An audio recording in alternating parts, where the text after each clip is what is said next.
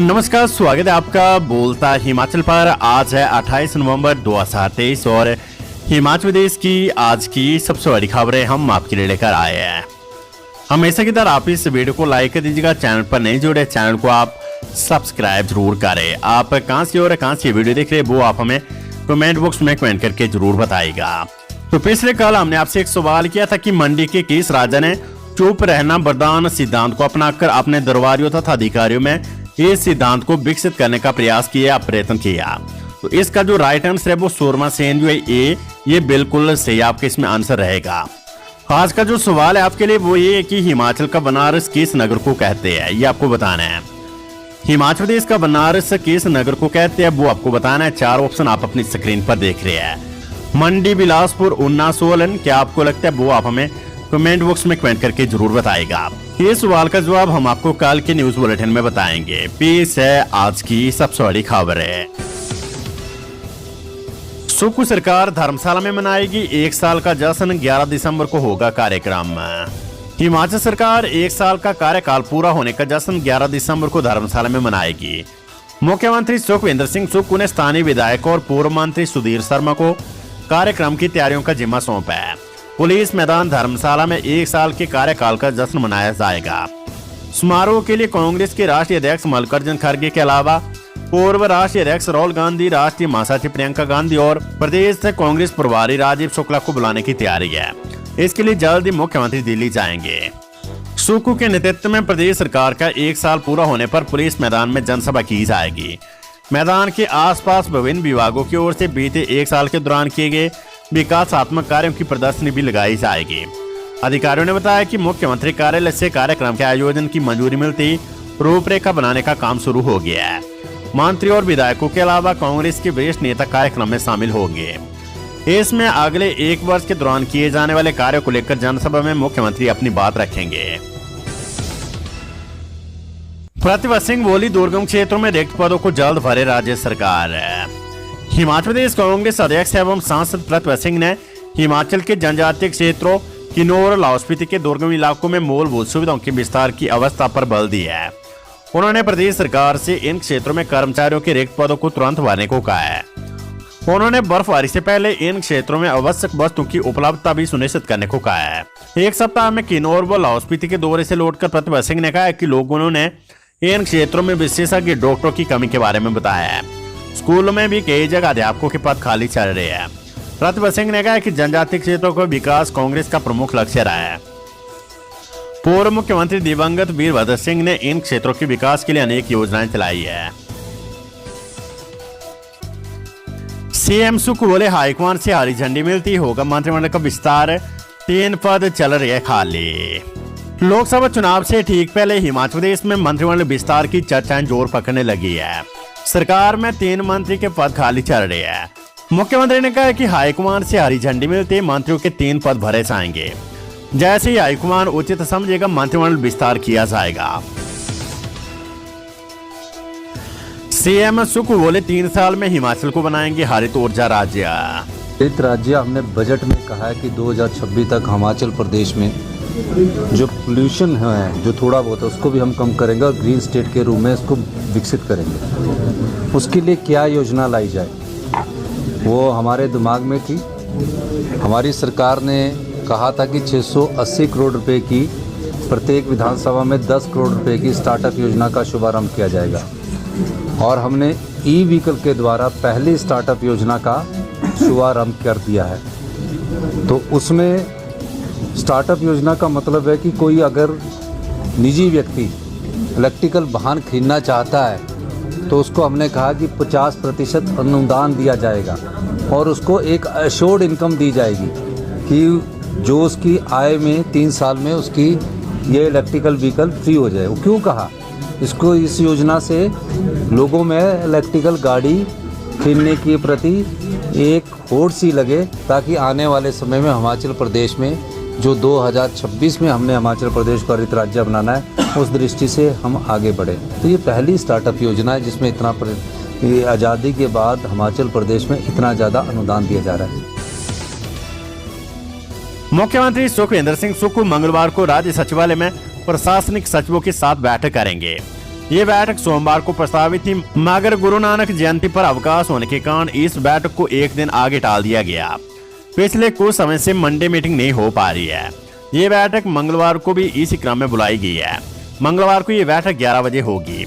इसमें अलग अलग विभागों के कामकाज के बारे में चर्चा होगी। इसमें आगामी शीत सत्र की तैयारी के बारे में भी मंत्रणा हो सकती है। मंडी और बद्दी के बाद अब घुमारवी में आरडी और एफडी के नाम पर लाखों रुपए की ठगी के बाद कंपनी संचालक फरार, एफआईआर दर्ज। मंडी, बद्दी और अब बिलासपुर के घुमारवी में एफडी आरडी से अधिक ब्याज का लालच देकर लाखों रुपए का निवेश कराने वाली कंपनी के संचालक फरार हो गए हैं। ठगी का पता तब चला जब पैसा वापस लेने के लिए लोग कंपनी के कार्यालय में गए तो वहां पर ताला लगा हुआ था। खुद को ठगा महसूस करने वाले लोगों ने पुलिस को आरोपियों के नाम और पते के साथ एक शिकायत पत्र दी है। घुमारवी थाना पुलिस ने जीवन सारा निधि कंपनी के खिलाफ धोखाधड़ी के तहत मामला दर्ज कर जांच शुरू कर दी है। खबर कर्मचारी चयन आयोग हमीरपुर से, अभी बेरोजगारों को और करना पड़ेगा भर्तियों का इंतजार है। राज्य चयन आयोग हमीरपुर में अभी नई भर्तियों को वक्त लग सकता है। अभी इस मामले में दीपक सानन की अध्यक्षता वाली कमेटी ने अपनी फाइनल रिपोर्ट प्रदेश सरकार को नहीं सौंपी है। दिसंबर के पहले हफ्ते में इस रिपोर्ट को सौंपे जाने की चर्चा की जा रही है, जिसके बाद ही आयोग का संरचनात्मक ढांचा भी बनेगा। उसके बाद ही आयोग के माध्यम से नई भर्तियां किए जाने का रास्ता खुलेगा। बता दें कि पेपर लीक मामले का दाग लगने के बाद भांग हुए हिमाचल प्रदेश कर्मचारी चयन आयोग के बाद राज्य चयन आयोग का गठन किया गया है। फिलहाल कमेटी की सिफारिश के बाद सरकार ने आयोग में अब तक आर के पृथ्वी को मुख्य प्रशासक व जितेंद्र सांझता को प्रशासनिक अधिकारी नियुक्त किया गया है। पेपर लीक मामले को भी दिसंबर में 1 साल होने वाला है। इस 1 वर्ष में पेपर लीक मामले में 13 एफआईआर विजिलेंस थाना में दर्ज हो चुकी है। इतने अरसे से आयोग के माध्यम से आयोजित होने वाली भर्तियां भी बंद पड़ी हुई है, जिससे प्रदेश के लाखों शिक्षित बेरोजगारों में मायूसी छाई हुई है। अब सभी की निगाह सानन कमेटी की फाइनल रिपोर्ट पर टिकी हुई है।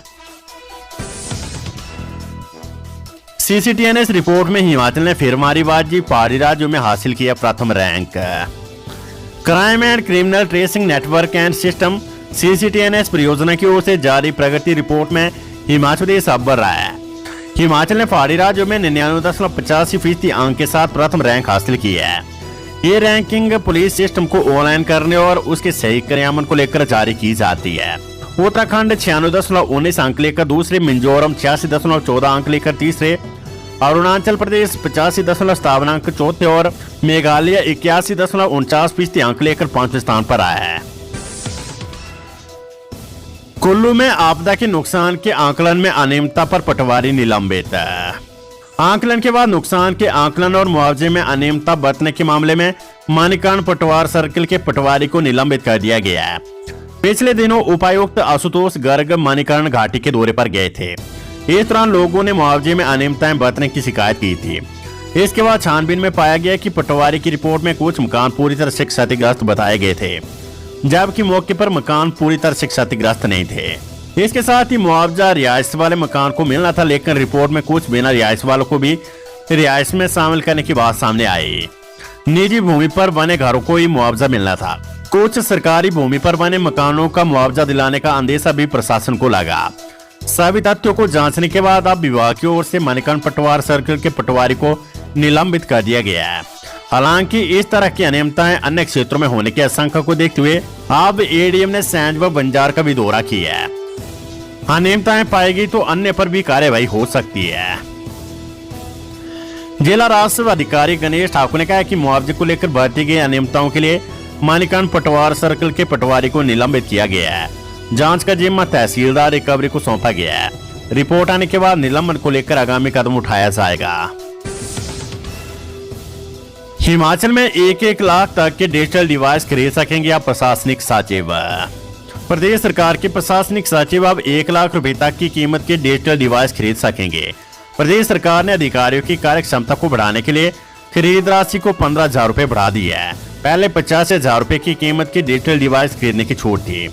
इन डिवाइस की खरीद के लिए सरकार की ओर से धनराशि दी जाएगी। प्रयोग करने के 4 साल बाद डिजिटल डिवाइस संबंधित प्रशासनिक सचिव का हो जाएगा।